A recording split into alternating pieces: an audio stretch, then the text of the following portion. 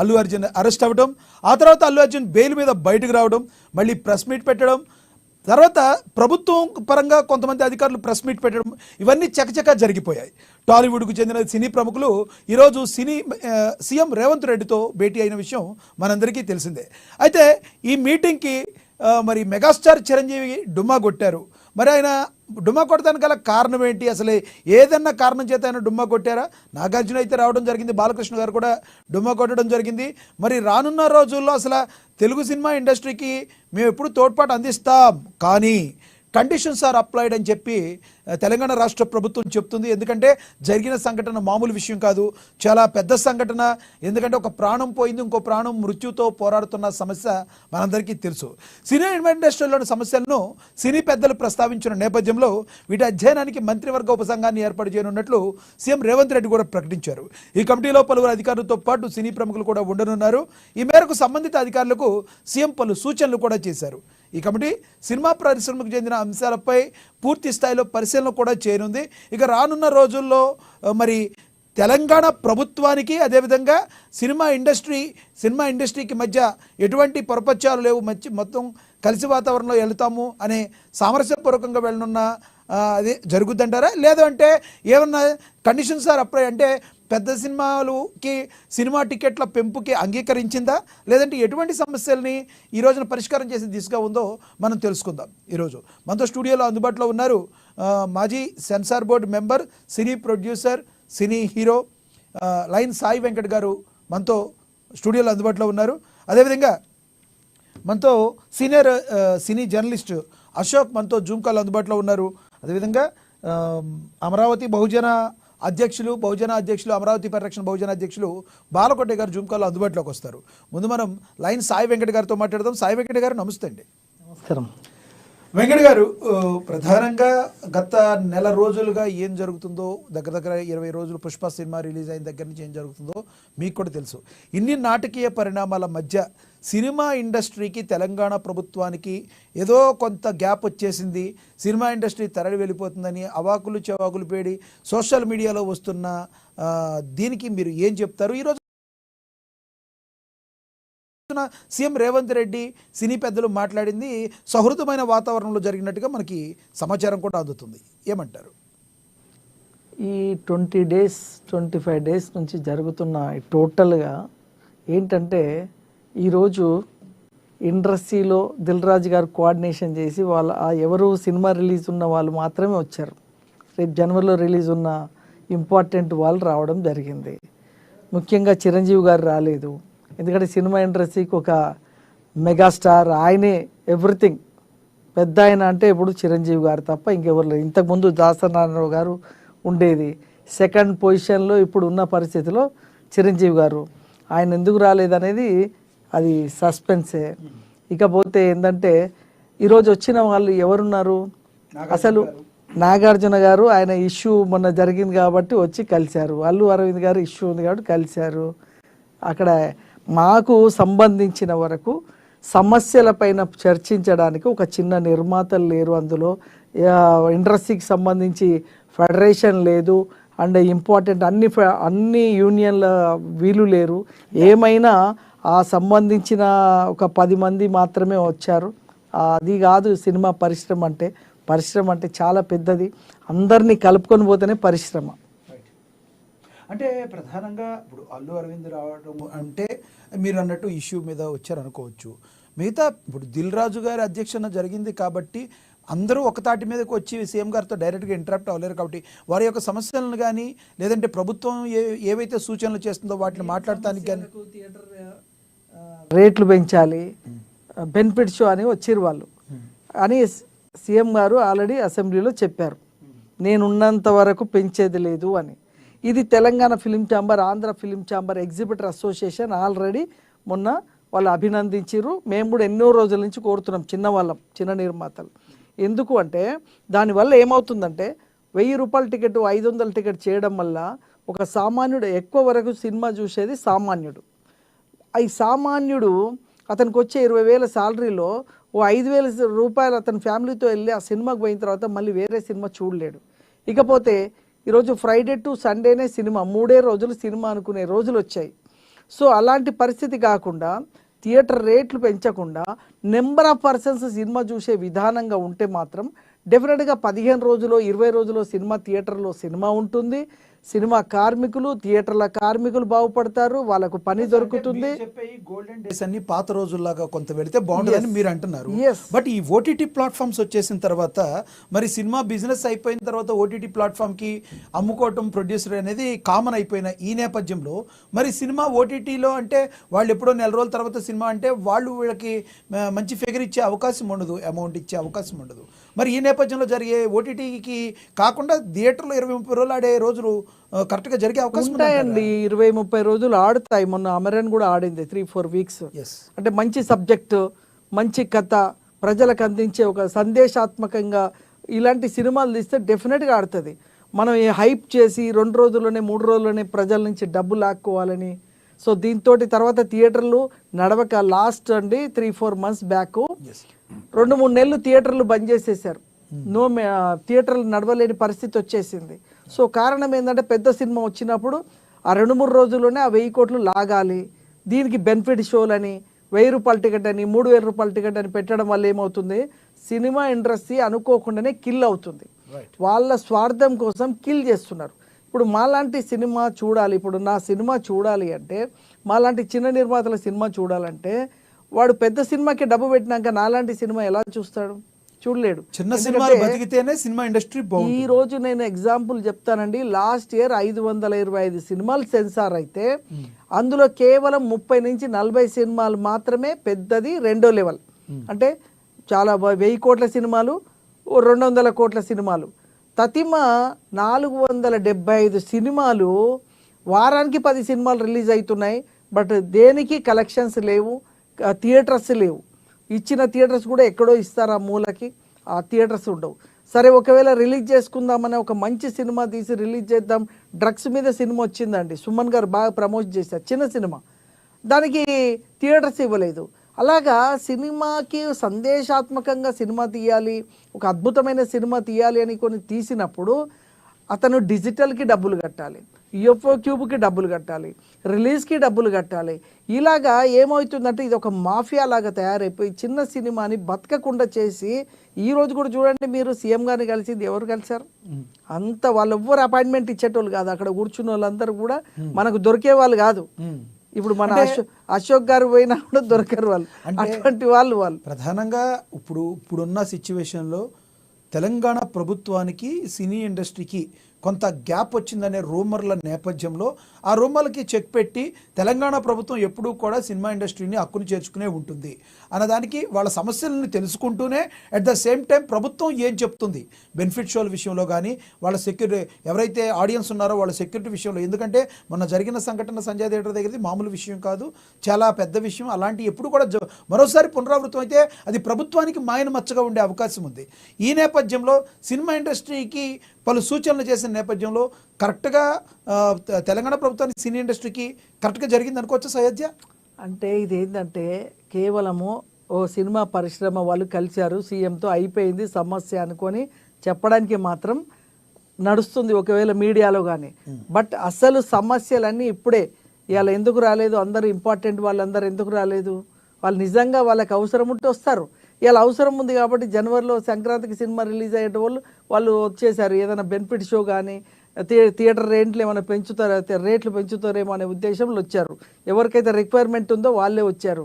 But cinema industry అంటే important వాళ్ళు చాలా మంది ఉన్నారు. ఇప్పుడు కమిటీ వేస్తా అంటున్నారు, కమిటీ ఎవరిని వేస్తారో చూద్దాం.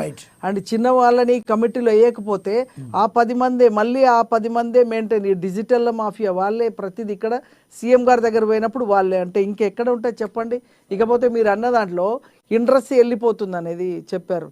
ఇండస్ట్రీ ఎక్కడికి వెళ్ళదు, ఎందుకంటే హైదరాబాద్లో ఇండస్ట్రీ ఫుల్ ఎస్టాబ్లిష్డ్.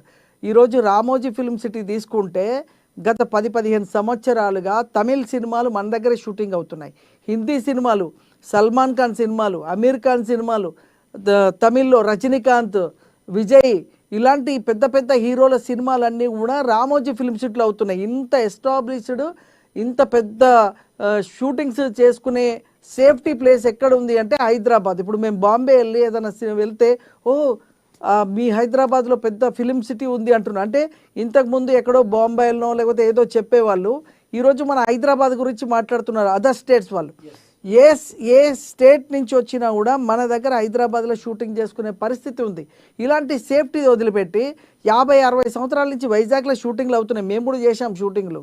ఇక్కడ రాజమండ్రిలో గోదావరి పక్కన షూటింగ్స్ అవుతాయి, ఇవన్నీ అవుతాయి. కానీ ఇండస్ట్రీ పరంగా పోస్ట్ ప్రొడక్షన్ పరంగా ఈ సెట్ కాలేకపోయింది. 25 years బ్యాక్ రామానాయుడు గారు ఫ్యూచర్ ఆలోచించి రామానాయుడు స్టూడియో కట్టారు వైజాగ్లో. బట్ అక్కడ షూటింగ్సే జరగవు. ఎందుకంటే అక్కడంతా షూటింగ్ ప్లేస్ అంతా మనకు సముద్రము, కేవ్స్ అని రకరకాల అద్భుతమైన లైవ్ లొకేషన్లు ఉన్నాయి అక్కడ. ఆ లైవ్ లొకేషన్లు వదిలేసి స్టూడియోలో చేసే అంత అవసరం ఉండదు ఎవరికైనా, ఎందుకంటే ప్రతిదీ కూడా అందమైన లొకేషన్లు.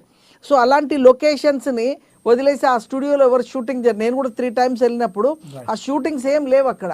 అదే మన హైదరాబాద్లో ఏంటంటే ఇంకా ఇక్కడ పక్కన ప్లేసెస్ ఇమ్మీడియట్లీ వెళ్ళాలంటే కష్టం, చాలా లాంగ్. కాబట్టి స్టూడియోలోనే చేసుకుంటే సేఫ్టీ అనే ఉద్దేశంలో ఇక్కడ షూటింగ్ చేయడం అండ్ పోస్ట్ ప్రొడక్షన్ సంబంధించిన ఎస్టాబ్లిష్మెంట్ అయిపోయి ఎస్టాబ్లిష్మెంట్ టెక్నీషియన్స్ ఈరోజు అంటే షూటింగ్ జరిగితే రేపు మార్నింగ్కి 5,000 మంది కార్మికులు కావాలంటే ఇమ్మీడియట్లీ ట్రైన్డ్ కార్మికులు మన దగ్గర వచ్చే పరిస్థితి ఉంది. కాబట్టి ఇండస్ట్రీ వెళ్తుంది అనేది ఉట్టి అదంతా జనరల్ పొలిటికల్ అది. కానీ ఇండస్ట్రీ మాత్రం ఎస్టాబ్లిష్డ్. ఇక్కడ ఎవరు వెళ్ళమన్నా వెళ్ళరు, వాళ్ళందరూ ఇక్కడ ఎస్టాబ్లిష్ అయిపోయారు. కాబట్టి 1975లో వచ్చి ఎస్టాబ్లిష్ అయిన ఈ ఇండస్ట్రీ వెళ్ళే పరిస్థితి లేదు. బట్ మేము వెళ్తాము, ఇంకేమన్నా మాకు రకరకాల ఫెసిలిటీస్ ఇవ్వండి అని గవర్నమెంట్ అడిగే అవకాశం ఉంది. బట్ నో, ఆ ఛాన్స్ అయితే లేదు. రైట్ మళ్ళీ వస్తాం మీ దగ్గరికి. మనతోటి బాలకోటయ్య ఉన్నారు, అమరావతి పరిరక్షణ బహుజన అధ్యక్షులు, అలాగే సీనియర్ జర్నలిస్ట్. ఆయనతో మాట్లాడదాం. బాలకోటయ్య గారు నమస్తే అండి. సార్ నమస్తే. బాలకోటయ్య గారు, డిప్యూటీ సీఎం పవన్ కళ్యాణ్ గారు ఒక పిలుపు కూడా ఇచ్చారు, సినిమా ఇండస్ట్రీ ఆంధ్రప్రదేశ్కి రావాలి అని చెప్పి. మరి చంద్రబాబు గారు, పవన్ కళ్యాణ్ గారు మరి సినిమా ఇండస్ట్రీకి అక్కడ ఏమన్నా ఒక శంకుస్థాపన లాంటిది ఏమైనా చేయబోతున్నారు రానున్న రోజుల్లో? అక్కడ ఏమైనా బలపడే అవకాశం ఉందా? నెంబర్ 1. నెంబర్ 2, ఇక్కడ జరిగిన సిచ్యువేషన్స్ అన్నీ చూసే ఉంటారు మీరు. అల్లు అర్జున్ గారి ఎపిసోడ్ కానీ, తెలంగాణ ప్రభుత్వం ఎలా రియాక్ట్ అయింది, ఆ తర్వాత సినిమా హక్కులు ఏవైతే టికెట్ రేట్ ఉన్నాయో పెంచుకుంటాక అన్నీ కూడా ఫెసిలిటీస్ ఇచ్చింది తెలంగాణ ప్రభుత్వం. మరి బాధ్యతతో కూడుకున్నట్టుగా మరి ఆర్టిస్టులు కానీ, హీరోలు కానీ, ప్రొడ్యూసర్లు కానీ నడుచుకోవాల్సిన బాధ్యత ఉంది. ఈ కోణంలో అసలు ఏం జరగబోతుంది అంటారు? నమస్తే. నమస్తే అండి. ఈ డిబేట్లో పాల్గొన్న నలుగురు పెద్దలకు, సినీ ఫీల్డ్ కాస్త పరిచయం కలిగిన పెద్దలందరూ కూడా నమస్కారాలు. నమస్తే. నేను 4 మాటలు చెప్తానండి. మొదటి మాట ఏంటంటే, సంధ్యా థియేటర్ దగ్గర జరిగిన సంఘటన బాధాకరం. అందరం పశ్చాత్తాపం ప్రకటించాలి, ఖండించాలి, ఆ కుటుంబానికి న్యాయం జరగాలి. రెండో మాట ఏంటంటే, అల్లు అర్జున్ ఫ్యాన్సే కాబట్టి, పుష్ప సినిమా కోసమే వచ్చారు కాబట్టి తెల్లవారుజామునే అల్లు అర్జున్ గారు కూడా బాధ్యత పడాలి. ఇది గోటితో పోయేదాన్ని గొడ్డల్లాగా తెచ్చుకునే వ్యవహారం కాదు. ఒక పశ్చాత్తాపం ప్రకటించి తనను అభిమాని చనిపోయినందుకు మళ్ళీ అలాంటి సంఘటనలు పునరావృతం కావని చెప్పేసి కనుక అల్లు అర్జున్ గారు మొట్టమొదటి ప్రకటించి ఉంటే ఈ వివాదం ఇంత దూరం రాదు. రెండోది, ఇందులోకి రాజకీయ పార్టీలు ప్రవేశించుకోకుండా ఉంటే మరింత ఆద్యం పోసేది కాదు. సాధారణంగా పుష్ప సినిమాలో వైల్డ్ ఫైర్ అంటారు, కానీ పుష్ప సినిమాలో వైల్డ్ ఫైర్ సంగతి ఏమోలే, కానీ ఈ సంధ్యా థియేటర్ సంఘటన తర్వాత మొత్తం సినిమా ఫీల్డ్కి, హైదరాబాద్ ఫీల్డ్కే ఒక వైల్డ్ ఫైర్లుగా మారింది. దీనికి పరిష్కారం చేసే దిశగానే ముఖ్యమంత్రి అడుగులు పడ్డాయి. ఇప్పుడు 21 మంది నిర్మాతలు, 13 మంది డైరెక్టర్లు, 11 మంది నటీనటులు కలిశారు. అక్కడ చాలా బాధ్యతాయుతమైన పాత్రే ఉంటుంది తప్ప ఏ ఇబ్బంది ఉండదు. రెండోది ఏంటంటే, చిరంజీవి గారు వెళ్ళారా, చిరంజీవి గారు వెళ్తేనే అంశం అని కూడా ఏం కాదండి. ఒక మాట ఏంటంటే, చాలా వ్యవస్థలకు పెద్ద దిక్కు లేనట్టుగా తెలుగు సినిమా ఫీల్డ్ కూడా పెద్ద దిక్కు లేదు. దాసరి నారాయణరావు గారితోనే అది అంతరించిపోయింది. ఇప్పుడు ఆ బాధ్యత మోసేవాళ్ళు లేరు.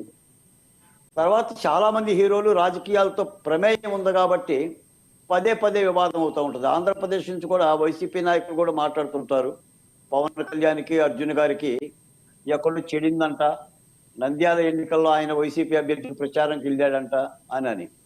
కాబట్టి అంత పరిస్థితి ఉండదండి. అది ప్రభుత్వం. ఏదైనా సంఘటన జరిగితే ప్రజలకు బాధ్యత పడాలి. రేవంత్ రెడ్డి కాంగ్రెస్ పార్టీ లీడర్, ముఖ్యమంత్రి.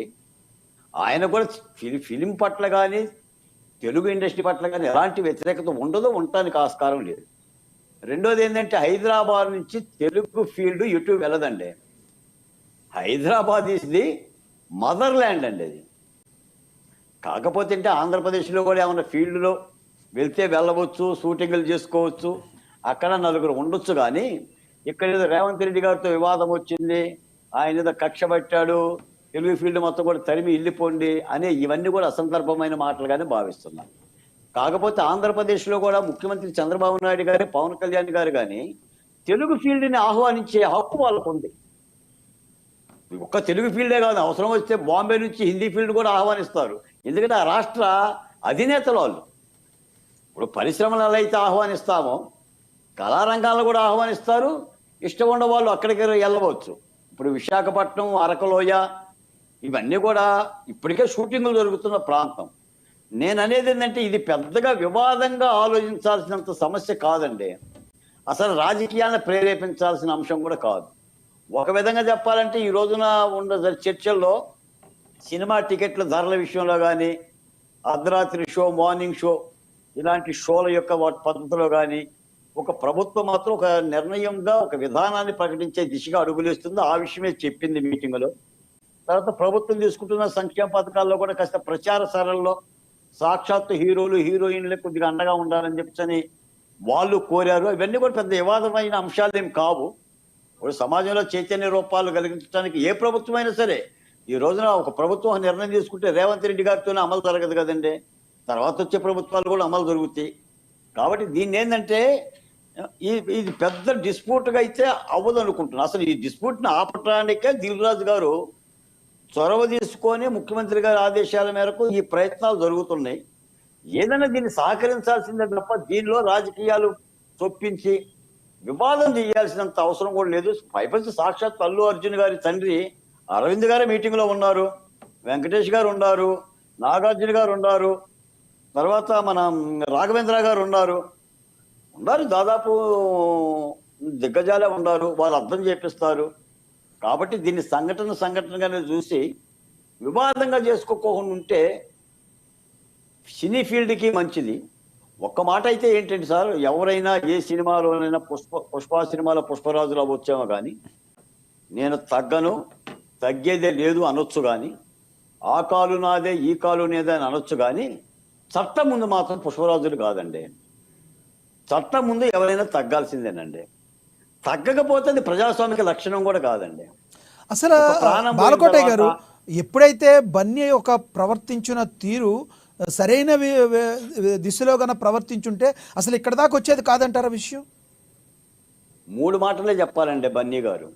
అయినా ఆయన బన్నీ గారు కాదండి, పుష్పరాజు గారు. ఆయన బన్నీ అయితే చెప్పలేకపోవచ్చు.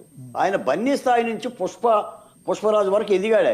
ఆయన చెప్పాల్సింది ఏంటంటే, 1, నా అభిమాని చనిపోయినందుకు బాధపడుతున్నాను, 2, ఆ కుటుంబాన్ని ఆదుకుంటాను, 3, ఇలాంటి సంఘటనలు జరగకోకుండా జాగ్రత్తలు తీసుకుంటానని చెప్తే ఎలాంటి వివాదం ఉండదండి. నా వ్యక్తిత్వ హననం జరుగుతుంది. తెలుగు సినీ ఫీల్డ్ ప్రపంచానికి పరిచయం చేస్తుంటే అర్జున్ గారిని తొక్కే ప్రయత్నం రేవంత్ రెడ్డి గారు చేస్తున్నారని వైసీపీ వాళ్ళు మాట్లాడటం, వాళ్ళు డిబేట్లు పెట్టడం, అంటే సందర్భంతో, సమయంతో, సంఘటనతో సంబంధం లేని వాళ్ళు మాట్లాడటం. రైట్. ఇది రాజ్యం గారు చేసే కార్యక్రమం అయింది. అయినా అర్జున్ గారు ఆ విధంగా కుదుటపడ్డారు. నిన్న విచారణలో కూడా ఆయన పశ్చాత్తాపడ్డ సంఘటనలే మనం చూసాం. ఈ వివాదం ఇంతటితో సద్దుమణుగుతుందని అనుకుంటున్నా. హైదరాబాద్లో తెలుగు సినీ ఫీల్డ్కి వచ్చిన నష్టం కానీ, హాని కానీ ఎలాంటిది కూడా అక్కడ ప్రభుత్వం చెయ్యదు. ఆంధ్ర రాష్ట్ర ప్రభుత్వం కూడా చెయ్యదు. ఆంధ్రప్రదేశ్లో ఎవరైనా వస్తాము, చేస్తాము, ఇక్కడ ఏదైనా మాకు అవకాశాలు కల్పించండి అంటే ఉప ముఖ్యమంత్రి గారు, ముఖ్యమంత్రి గారు మీరు అక్కడ జగన్ గారినే కోట్ చేశారు. ఇక్కడ సాక్షాత్తు ప్రతిపక్ష నేత బీఆర్ఎస్ అధినేత కేటీఆర్ గారు కూడా స్పందించారు. ఏదో సినిమా పేరు హీరో పేరు సీఎం పేరు చెప్పడం మర్చిపోయినందుకు జైల్లో వేస్తారా అని ఇటువైపు నుంచి కూడా రాజకీయాలు జొప్పించిన పరిస్థితి. ఒక్క టీఆర్ఎస్ పార్టీనే కాదండి, భారతీయ జనతా పార్టీ సామరస్యపూర్వకంగా వ్యాపారాలు చేయాలి, కార్యక్రమాలు చేయాలి తప్ప ప్రభుత్వాలతో వివాదాలు చేసుకుంటే సుఖమేముంది చెప్పండి. రైట్, ఈ విషయాన్ని అయితే అర్థం చేసుకోవాల్సిన అవసరం ఉంది. రైట్. మళ్ళీ వస్తాం సార్ మీ దగ్గరికి. మనతోటి సినీ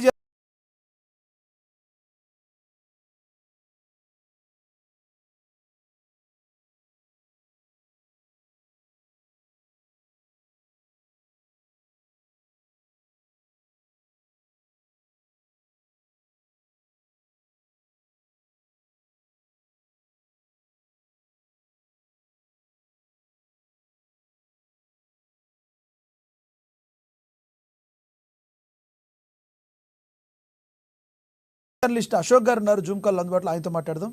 అశోక్ గారు నమస్తే అండి.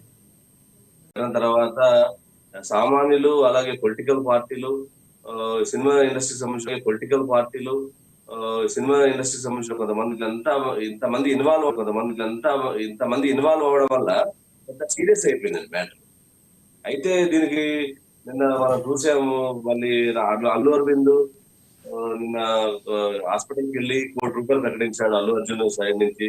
ప్రొడ్యూసర్లు కూడా 50 లక్షలు ప్రకటించారు, గవర్నమెంట్ నుంచి 25 లక్షలు, మొత్తం ₹2 కోట్ల వరకు వారికి ఇస్తామని, శ్రీతేజ ఆరోగ్యానికి కావాల్సినటువంటి ఏర్పాట్లు చేస్తామని, వాళ్ళ తండ్రి భాస్కర్ కూడా ఉద్యోగం ఇస్తామని, దానికి సంబంధించిన బాధ్యత కూడా FDC చైర్మన్ దిల్ రాజు తీసుకుంటా అని చెప్పేసి మీడియా ముఖ్యంగా చెప్పే సందర్భంలో చూసాం. అంటే దాదాపు ఇది చట్టపరంగా కొన్నికి ఇప్పుడు కోర్టు కేసులో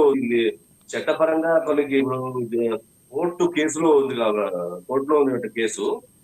బెయిల్ ఆ తర్వాత వచ్చే అంశాలను బట్టి ఇది రాజీ కుదుర్చుకునేటువంటి అవకాశం ఉంది. దిల్రాజు ఈ విషయంలో చాలా సీరియస్ గా గవర్నమెంట్ కూడా ఒప్పించే ప్రయత్నం చేశాడు. ఎందుకంటే నిర్మాతలలో పెద్ద నిర్మాత దిల్రాజు అంటే ఇటు ప్రభుత్వానికి కానీ ఇండస్ట్రీ పెద్దలకు కానీ అందరికి కూడా ఆయన అంటే ఇష్టంగా ఉంటారు. ఆయన చెప్పిన మాట అందరూ కూడా మద్దతు తెలుపుతారు. కాబట్టి ఆ సమస్యకు పరిష్కారం దిల్రాజు ద్వారానే జరుగుతుంది. దాని ద్వారానే దిల్రాజు కేర్ తీసుకోవడం వల్లనే ఈ రోజు సీఎం గారితో మీటింగ్ జరిగింది. యాక్చువల్గా ఇంతమంది ప్రముఖులు హాజరవుతున్నారంటే అది దిల్రాజు తీసుకున్న ఇనిషియేటివ్. అశోక్ గారు, బాలకోటే గారు చెప్పినట్టు ఈ పుష్ప సినిమా ఎఫెక్ట్ ఏదైతే ఉందో టోటల్ గా రానున్న సంక్రాంతి సినిమాల మీద ఈ ప్రభావం పడే అవకాశం ఎంత ఉందంటారు? ఖచ్చితంగా ఉంటుంది. యాక్చువల్ గా వెళ్ళాక దిల్రాజు కూడా చెప్పాడు, అంటే ఆయన టికెట్ రైట్స్ గురించి మాట్లాడినప్పుడు అది సిల్లీ మ్యాటర్, చాలా చిన్న మ్యాటర్, దాని గురించి మాట్లాడక్కర్లేదు అన్నారు. కానీ ఖచ్చితంగా దిల్రాజుకి పెద్ద ఎఫెక్ట్ పడుతుంది. ఎందుకంటే గేమ్ చేంజర్ దాదాపు 500 కోట్ల పైన బడ్జెట్ పెట్టాడు దిల్రాజు. అంటే 9న రిలీజ్ అవుతుంది ఇప్పుడు సంక్రాంతికి. సో ఆ టికెట్ల రేట్లు పెంచకపోతే, లేదా బెనిఫిట్ షోస్ ఎక్కువ షో, ఖచ్చితంగా భారీ నష్టమే వచ్చేటువంటి అవకాశం ఉంది. ఎందుకంటే ఆయన ఈ సంక్రాంతికి 2 సినిమాలు వస్తున్నాయి. వెంకటేష్ నటించిన సంక్రాంతికి వస్తున్నాం కూడా ఆయన బ్యానర్ లోనే. సో దిల్ రాజు మాత్రం ఈ విషయంలో కొంచెం అంటే మరో మీటింగ్ జరిగి ప్రభుత్వం నుంచి ఏదైనా సానుకూలమైనటువంటి నిర్ణయం తీసుకొని టికెట్ రేట్లు పెంచే కార్యక్రమం ఉంటే తప్ప, ఒక లేకపోతే మాత్రం దిల్ రాజుకి పెద్ద దెబ్బేది అవుతుంది ఆర్థిక పరంగా అనేది కూడా మాకు తెలుస్తుంది. అయితే అశోక్ గారు, ప్రభుత్వంతో మీరన్నట్టు ప్రభుత్వంతో ఇంకొక సిట్టింగ్ వచ్చిన తర్వాత కొన్ని షరతులు, అంటే ఏదైతే బెనిఫిట్ షోస్ వేస్తారో దానికి సంబంధించిన కంప్లీట్ బాధ్యత ఎవరైతే ఆ బెనిఫిట్ షో ప్లే చేస్తున్నారో వాళ్ళు తీసుకోవటం, బౌన్సర్లు తీసుకోవటం, సినిమా యాజమాన్యం వీళ్ళందరినీ కూడా ఒక అండర్ కవర్లోకి తీసుకొచ్చి ఏ ప్రాబ్లం జరిగినా వాళ్ళదే బాధ్యతగా అన్నట్టుగా మరింత టైట్ చేసి సెక్యూరిటీ ఆ బెనిఫిట్ షోస్ వేసే అవకాశం ఉందంటారా? బెనిఫిట్ షోస్ ఉండండి, ఎందుకంటే రేవంత్ రెడ్డి గారు అసెంబ్లీ సాక్షిగా అలాగే చెప్పాడు. ఈ రోజు మీటింగ్ లో కూడా సీరియస్ గా చెప్పారంటూ మనకున్న సమాచారం. బెనిఫిట్ షోస్ ఉన్నాయి, టికెట్ రేట్స్ విషయంలో మాత్రం కొంచెం వెసులుబాటు ఉండొచ్చు, పెంచుకునేడానికి అవకాశం ఉండొచ్చు, కానీ బెనిఫిట్ షోస్ అయితే ఉండవండి.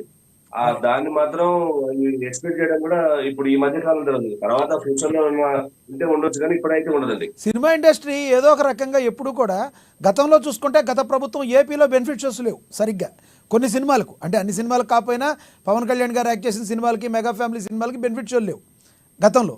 అదేవిధంగా అప్పుడు ఇక్కడేమో అప్పుడు అక్కడున్న ప్రభుత్వం బెనిఫిట్ షోస్ అవి బాగానే వచ్చినాయి. ఈసారి టోటల్గా అక్కడ రివర్స్ అయ్యే అవకాశం ఉందంటారా?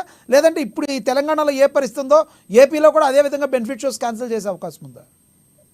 ఖచ్చితంగా బెనిఫిట్స్ క్యాన్సిల్ చేస్తారు. ఎందుకంటే ఈ ఇష్యూ మామూలుగా తెలుగు రాష్ట్రాల్లో హైదరాబాద్ లో జరిగినప్పుడు కూడా ఇది పాన్ ఇండియా లెవెల్లో చర్చ జరిగింది యాక్చువల్ గా. Yes. సో ఖచ్చితంగా ఈ బెనిఫిట్స్ వల్ల అంటే ఫ్యాన్స్ స్టార్స్ సినిమాలకు సంబంధించి ఇష్యూస్ ఉంటున్నాయి కాబట్టి ప్రాణ నష్టం జరిగేటువంటి అవకాశం ఉంది. సో కాబట్టి దీన్ని దృష్టిలో పెట్టుకొని కూడా అక్కడ సినిమాటోగ్రఫీ కానీ అక్కడ ఉన్నటువంటి ప్రభుత్వాలు కానీ ఈ బెనిఫిట్ షోస్ ని పెద్దగా ఎంకరేజ్ చేయాలనిపిస్తుందండి ఇప్పుడు ఉన్నటువంటి పరిస్థితులు చూస్తే. రైట్ అశోక్ గారు, మళ్ళీ వస్తాం మీ దగ్గరికి. మనం ఒకసారి సాయి వెంకట గారితో మాట్లాడదాం. సాయి వెంకట గారు, మొత్తానికి మీరు చెప్పినట్టు ఇందాకడ ఏదైతే చిన్న సినిమా బతికితే అన్ని సినిమా పరిశ్రమ అనేది బతుకుతుంది. సినిమా పరిశ్రమ అంటే పెద్ద తలకాయలు ఉన్న 4 5 కాదు, చిన్న సినిమాలు బతకాలి. అయితే రీసెంట్గా మనం చూస్తే ఇదివరకు గతంతో పోలిస్తే చిన్న సినిమాల నిర్మాణం, పెద్ద ప్రొడ్యూసర్లు కూడా చిన్న సినిమాల నిర్మాణం చేపట్టడం, చిన్న సినిమా వాళ్ళకి కూడా ఓటీటీ ప్లాట్ఫామ్స్ దొరకటం వలన మంచి సబ్జెక్ట్స్కి ప్రజల యొక్క ఆమోదయోగ్యం లభించడం మనం చూస్తూనే ఉన్నాం. రానున్న రోజుల్లో మరింత మంచి రోజులు రావాలి అంటే అసలు సినిమా ఇండస్ట్రీలో ఎటువంటి మార్పులు జరగాలంటారు? మేజర్గా మన వాళ్ళందరూ చెప్పినట్టుగా ఈ అల్లు అర్జున్ ఇష్యూ వల్ల ఏమైందంటే టోటల్గా ఇండియా సినిమా ఇండస్ట్రీ మొత్తం తెలుగు ఇండస్ట్రీ మీద ఒక డిస్కషన్ అయింది. సో దీనివల్ల ఏంటంటే ఫస్ట్ ఆఫ్ ఆల్ ఈ బెనిఫిట్ షోస్ అనేది మొత్తం ఉండదు. అసెంబ్లీలో ఆయన అనౌన్స్మెంట్ చేశారు అంత స్ట్రాంగ్గా, నేనున్నంత వరకు సినిమా రేట్లు పెరుగు బెనిఫిట్ షో అన్నప్పుడు రేపు వీళ్ళు వచ్చి మాట్లాడగానే ఆయన ఒప్పుకున్నాడు అనుకోండి, ఆయన ఇమేజ్ మొత్తం పోతుంది. అంటే ఈ అసెంబ్లీ సాక్షిగా అంత చెప్పినప్పుడు రేపు ఒప్పుకుంటే ఏమవుతుందంటే డ్యామేజ్ అవుతుంది, సీఎం డ్యామేజ్ అవుతుంది. అదొక ఇష్యూ ఉంటుందండి. రెండోది, సినిమా ఇండస్ట్రీకి మీరు చెప్పినట్టు చిన్న సినిమాలు నడవాలంటే మేజర్గా ఏంటంటే, మేము అప్పుడు ఈ డిజిటల్ రాకముందు నెగిటివ్లో సినిమా షూటింగ్ చేసేటప్పుడు బాక్సెస్ అనేది ఉండేది. మేము ఏ సెంటర్, బి సెంటర్, సి సెంటర్కి మా బాక్సెస్ వెళ్ళేది. బట్ నౌ ఈ డిజిటల్ మాఫియా వచ్చినాక టోటల్గా యూఎఫ్ఓ క్యూబ్ మనం సినిమా చేసి వానికి ఇవ్వాల్సిన పరిస్థితి వచ్చింది. వాడే అక్కడి నుంచి రిలే చేస్తాడు. సో వానికి డబ్బు కట్టాలి అంటే సినిమా చేయాలి, సినిమా తయారు చేయాలి. ప్రొడ్యూసర్కి బిజినెస్ రిటర్న్ అమౌంట్ రిటర్న్ రాలేని పరిస్థితి ఇండస్ట్రీని అలా తీసుకొచ్చారు. అంటే చిన్న సినిమాని బతకకుండా ఉండడానికి కొంతమంది థియేటర్లు మొత్తం లీజ్ తీసుకోవడం, ఉన్న 2-3 చేతుల్లోనే మొత్తం థియేటర్లు ఒక్కొక్కరి చేతిలో 500 థియేటర్లు ఉండడం.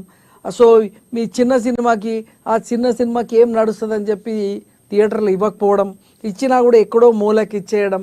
సో ఈ రిలీజ్ టైంలో కూడా మళ్ళీ ఒక 30-40 లక్షలు, అంటే ఒక 2 కోటి రూపాయలతో సినిమా తీస్తే రిలీజ్ టైంలో కూడా 50 లక్షలు పెట్టలేదు, అతని సినిమా రిలీజ్ కాదు. సో అటువంటి పరిస్థితి నుంచి ఓటీటీకి వచ్చేస్తే, ఓటీటీ కనీసం ఇంతకుముందు థియేటర్ నుంచి కలెక్షన్ అని వచ్చేది.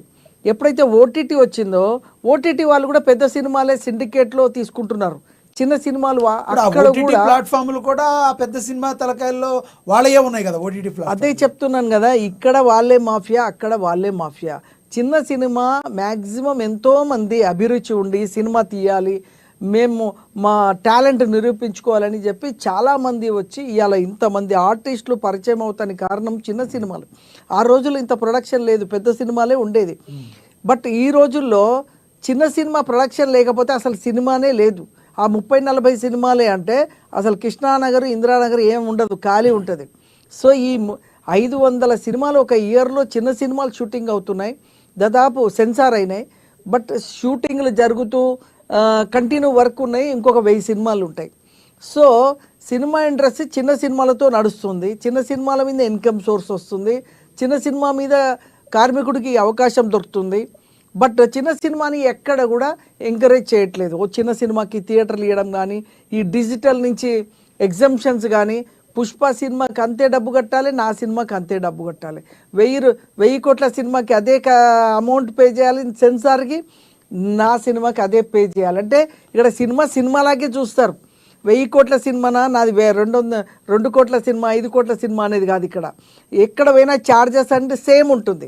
సో అప్పుడు ఏమవుతుందంటే చిన్న సినిమాకి బడ్జెట్ పెరుగుతుంది అండ్ రిలీజ్కి ఇబ్బందులు అవుతున్నాయి. ఇప్పుడు ఈ చిన్న సినిమాలకి కొన్ని ఏవైతే ప్రభుత్వం కొన్ని మౌలిక వసతులు గతంలో ఏముండేదంటే బిఫోర్ 20 years బ్యాక్ ఏదైనా మంచి సృజనాత్మకమైన సినిమాలు తీసి సమాజానికి ఉపయోగపడే సినిమాలు తీస్తే సబ్సిడీ ఇచ్చేవాళ్ళు. ఇప్పుడు కర్ణాటకలో కూడా ఉంది ఆ సిస్టమ్, మన దగ్గర తీసేశారు. సో ఇవాళ సబ్సిడీ సిస్టమ్ లేదు. ఆ రోజుల్లో మంచి చిల్డ్రన్ మూవీ తీస్తే సబ్సిడీ ఇచ్చేవాళ్ళు, మన దగ్గర అది కూడా లేదు. అసలు ఎఫ్డీసీ ఏర్పడ్డది దానికోసమే. అసలు ఎఫ్డీసీలో ఇప్పుడు ఏం వర్క్ లేదు యాక్చువల్గా, నామకే వాస్తే అది ఉంది ఫామ్, ఫిలిం డివిజన్ కార్పొరేషన్, బట్ అందులో ఏ వర్క్ లేదు. ఎఫ్డీసీ నుంచి సినిమా పరిశ్రమకు వస్తానికి లాంటి నిధులు లేవు, దానికి సోర్స్ ఆఫ్ ఏది లేదు. అప్పుడు ఏంటంటే 30-40 ఇయర్ బ్యాక్ థియేటర్ల నిర్మాణం, థియేటర్లకి ఫైనాన్స్ చేస్తానికి ఎఫ్డీసీ ఏర్పడ్డది. టుడే ఎఫ్డీసీకి అసలు వర్కే లేదు, ఏముండదు. ఏదో ఒక పదవి ఉందా అంటే పదవి ఉంది, ఇప్పుడు కోఆర్డినేషన్ చేస్తానికి దీనికి పనికొస్తుంది. సో సినిమాకి సంబంధించి ట్యాక్సులు కానీ ఏదైనా కూడా ఎవరి బాధ వాళ్ళే పడాలి, ఎవరు వాళ్ళే కట్టాలి. ఈ లొకేషన్స్ కూడా ఇంతకుముందు వేరుండేది, ఇప్పుడు లొకేషన్స్ కూడా చాలా స్ట్రిక్ట్ అయిపోయినాయి, మంచి రేట్లు ఎక్కువ పెట్టేశారు. పుష్ప సినిమాకి అంతే లొకేషన్ ఛార్జ్ చేస్తాడు, నాకు అంతే చేస్తాడు.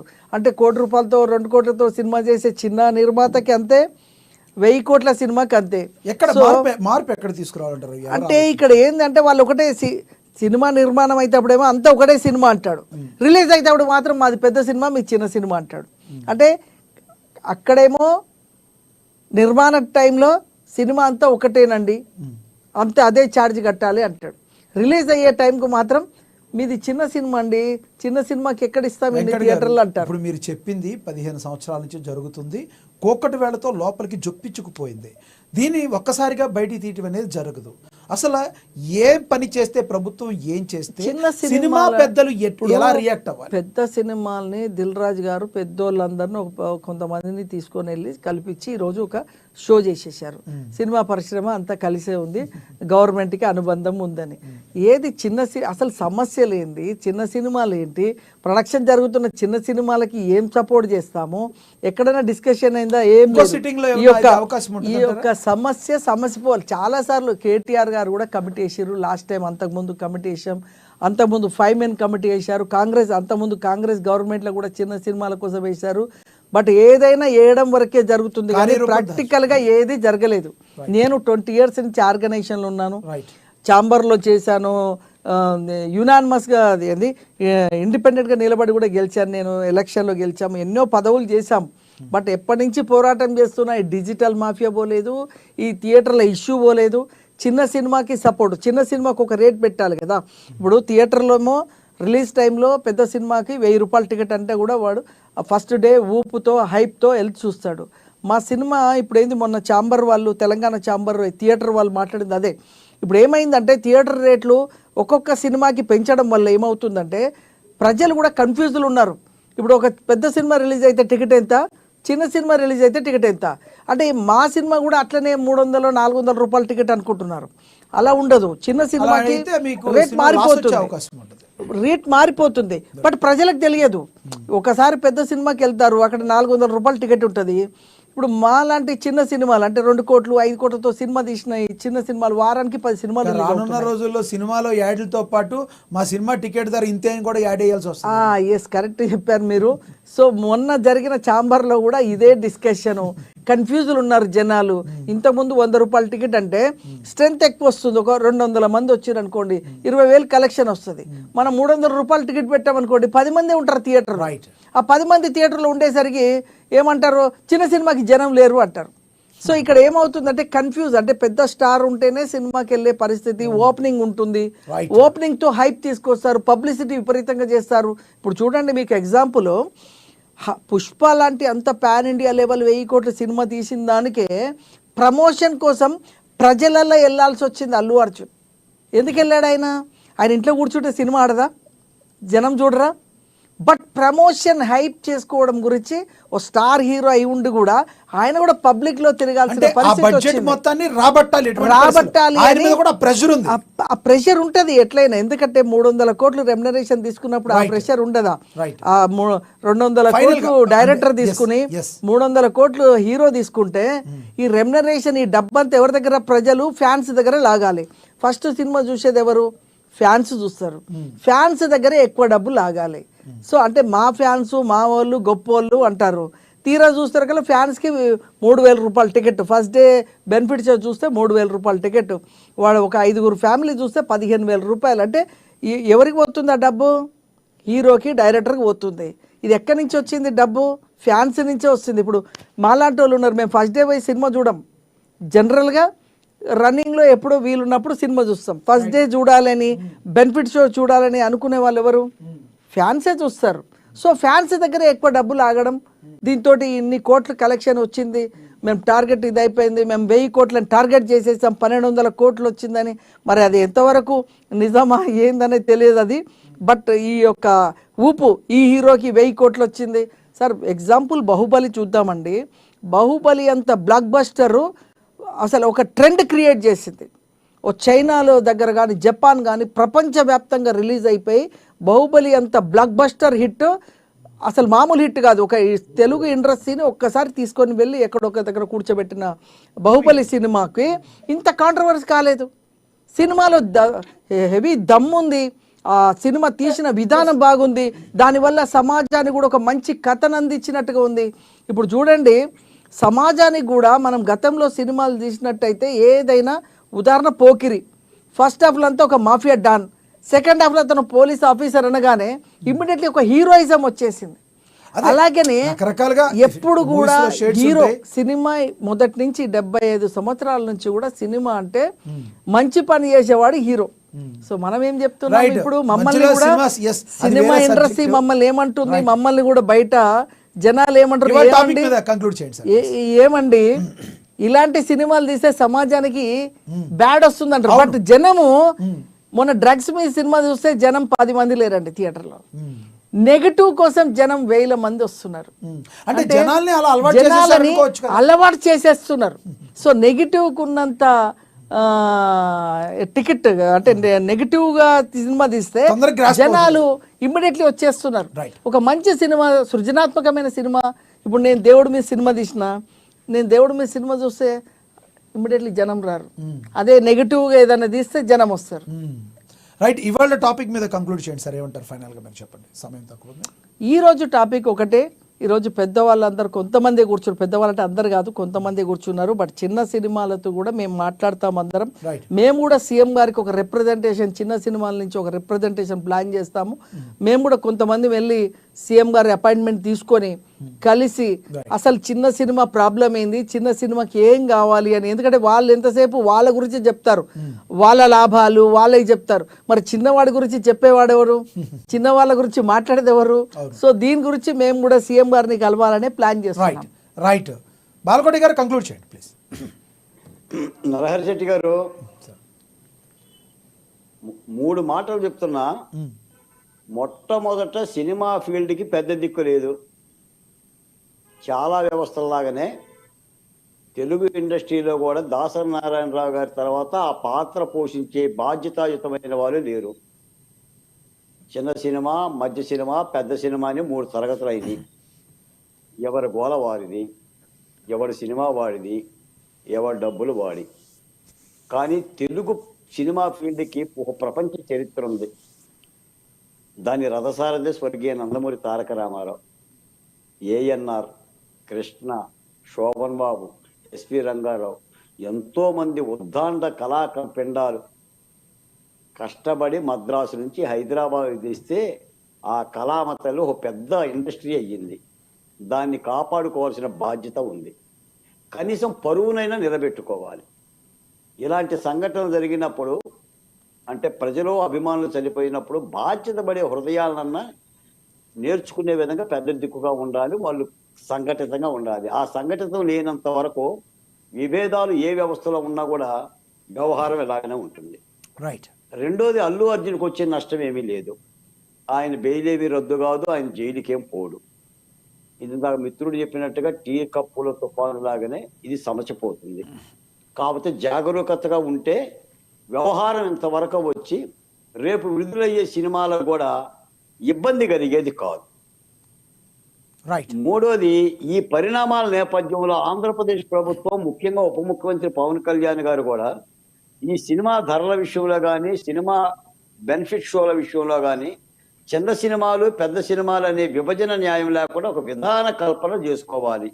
గతంలో జగన్మోహన్ రెడ్డి గారు ఈ టికెట్ల వ్యవహారంలో కొన్ని నిర్ణయాలు తీసుకున్నాడు. కానీ ఏమైందంటే అవన్నీ కూడా తన ప్రత్యర్థి వాళ్ళని ఇబ్బందులు పెట్టే విధమైన నిర్ణయాలుగానే మారిపోయినాయి. కాబట్టి నేను సినిమా తీశాను, నేను ఇన్ని కోట్లు పెట్టాను కాబట్టి నేను అడ్డంగా వసూలు చేసుకుంటా, నేను 100 రూపాయల టికెట్ 1000 రూపాయలకు అమ్ముకుంటా, 3000కు అమ్ముకుంటాను అంటే ప్రభుత్వాలు కూడా క్షమించకూడదు, అవకాశం ఇవ్వకూడదు. Good. పెద్దోడికి ఒక న్యాయం, చిన్నోడికి ఒక న్యాయం ఉండకూడదు.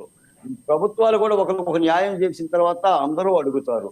ఏదైనా ఒక విధాన నిర్ణయం ఉంటే అవి రాష్ట్రాలకు ఆదర్శంగా ఉంటుంది. మరి ఇతర రాష్ట్రాలు, ఇతర ప్రభుత్వాలు ఏమి నిబంధనలు పాటిస్తున్నాయి ఈ బెనిఫిట్ షోల విషయంలో, టికెట్ల ధర విషయంలో అన్ని కూడా అధ్యయనం చేసి ఆంధ్ర రాష్ట్ర ప్రభుత్వం కూడా ఏదైనా మెలకుగా ఉంటే ఇలాంటి ఇబ్బందులు ఉండవు. కాబట్టి ఆ జాగ్రత్తలు తీసుకోవాలి. తప్పనిసరిగా కళామ తల్లి తెలుగు ఇండస్ట్రీని కాపాడుకోవాలి. అది చాలా పెద్ద బంగారు పరిశ్రమ. బాతు కొన్ని లక్షల బంగారు మంది, బాతు సామెత చేస్తే అసలుకే మోసం వచ్చే అవకాశం ఉంటుంది. లక్షల మంది దాని మీద బతుకుతున్నారు. హైదరాబాద్ లో 2 నగరాలే ఉన్నాయి, ఇందిరానగరం, కృష్ణానగరం. ప్రజలందరూ దాని మీద ఆశతో Right. మొత్తం 2 రాష్ట్రాల నలుమూలల నుంచి విద్యార్థులు, యువత ఎంతో మంది వస్తూ ఉంటుంటారు. అలాంటి కళామ తల్లికి ఒక పెద్ద దిక్కు లేకపోవడం అనేది ఒక బాధాకరం. ఆ దిశగా పెద్దలు కూడా ఆలోచించి చేస్తే చిన్నవాళ్ళ సమస్యలు, పెద్దవాళ్ళ సమస్యలు అన్ని కూడా పనవుతాయి. ఆ దిశగా అడుగులేస్తే మంచిది అనేది నా లాంటి వాళ్ళ భావన. రైట్, అశోక్ గారు కంక్లూడ్ చేయండి. అదండి, బాలకోటయ్య గారు చెప్పినట్టు కూడా విధానపరమైనటువంటి నిర్ణయాలు తీసుకోవాలి ప్రభుత్వాలు. అంటే ఇండస్ట్రీకి సంబంధించినటువంటి కానీ ఇప్పుడు సాయి వెంకట గారు కూడా చెప్పారు, చిన్న నిర్మాతల గురించి ఇక్కడ అలా ఆలోచించిన పరిస్థితి కనిపించలేదు, చిన్న నిర్మాతలు పిలవలేదు అనేది కూడా అన్నారు. ఇంకోటి కూడా వినిపిస్తుంది, తెలంగాణకు సంబంధించిన ఒక దిల్రాజు మినహా మిగతా నిర్మాతలు కూడా పిలవలేదు అనేది కూడా ఒక చర్చ జరుగుతుంది. సో ఏది ఏమైనప్పటికీ కూడా విధానపరమైనటువంటి నిర్ణయాలు తీసుకుంటే ఇండస్ట్రీకి మంచి జరిగేటువంటి అవకాశం ఉంది. అంటే ఇప్పుడు టికెట్స్ రేట్స్ విషయంలో కావచ్చు, బెనిఫిట్ షోస్ విషయంలో కావచ్చు, ఈ డ్రగ్స్ విషయంలో కావచ్చు, ఈ అన్ని సినిమాలకు ఎంకరేజ్ చేసే సబ్సిడీ విషయంలో కావచ్చు. అంటే అంతకుముందు అవార్డ్స్ జరిగేది, నంది అవార్డ్స్ అని. ఇప్పుడు ఆ 10 సంవత్సరాల నుంచి ఎప్పుడైతే స్టేట్స్ విడిపోయాయి అప్పటి నుంచి నంది అవార్డ్స్ గురించి చర్చే లేదు. తర్వాత చిల్డ్రన్ ఫెస్టివల్ జరిగాయి మన హైదరాబాద్ వేదికగా, ఇప్పుడు అది కూడా లేదు. ఇవన్నీ కూడా కోల్పోయినటువంటి పరిస్థితి ఉంది. కాబట్టి విధానపరమైన నిర్ణయాలు తీసుకొని ప్రభుత్వాలు కళాకారులకు సబ్సిడీ విషయంలోనూ అలాగే ఇట్లా అవార్డ్స్ విషయంలో ఎంకరేజ్మెంట్ చేస్తే ఇండస్ట్రీ కూడా ఒక ఇంటర్నేషనల్ హబ్ గా కూడా మారేటువంటి అవకాశం ఉంది హైదరాబాద్ కూడా. రైట్, ధన్యవాదాలండి అశోక్ గారు, చర్చలో పాల్గొన్నందుకు ధన్యవాదాలండి. సాయి వెంకట్ గారు ధన్యవాదాలండి. బాలకోటయ్య గారు చర్చలో పాల్గొన్నందుకు. ఏది ఏమైనప్పటికీ కూడా తెలుగు సినిమా ఇండస్ట్రీ తన చేతులారా తమకి ఎంతో సువర్ణ అవకాశంగా వచ్చిన 30 ఏళ్ళ నుంచి ఇక్కడ 40 ఏళ్ళ నుంచి ఇలా ఉన్న సువర్ణ అవకాశాన్ని పోగొట్టుకోకుండా మంచిగా అడుగులు వేస్తూ ప్రజలను నిలువుగా దోసుకోకుండా చిన్న సినిమాలను కాపాడుకుంటూ సినిమా పరిశ్రమ అంతా ఒకటే అని